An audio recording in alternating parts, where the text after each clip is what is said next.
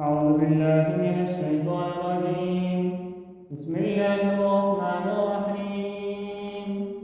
ألم تر إلى الذي حاج إبراهيم في ربه أن آتاه الله الملك إذ قال إبراهيم ربي الذي يحيي ويميت قال أنا أحيي وأميت قال إبراهيم فإن الله يأتي بالشمس من المشرق فأت بها من المغرب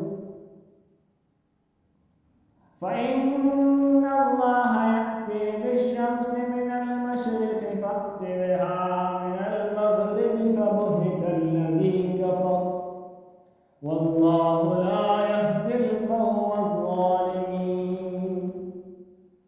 أو كالذي مر على قرية وهي خاوية على عروشها قال أنى يحيي هذه الله بعد موتها فأماته الله 100 عام ثم بعثه قال كم لبثت قال لبثت يوما أو بعض يوم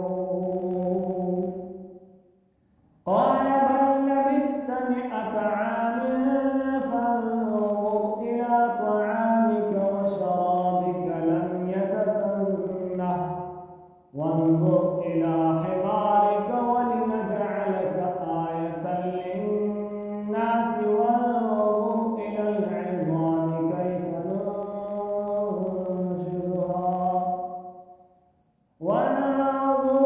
العظام كيف ننشزها ثم نكسوها لحما فلما تبين له قال أعلم أن الله على كل شيء قدير.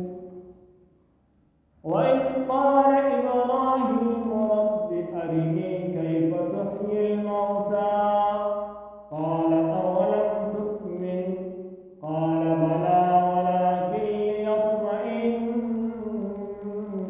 قلبي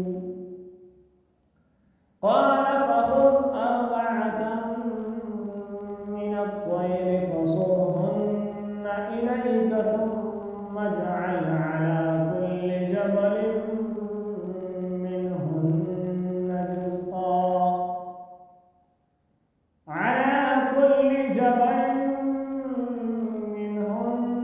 جزءا ثم ادعهن يأتينك سعيا واعلم أن الله عزيز حكيم. صدق الله.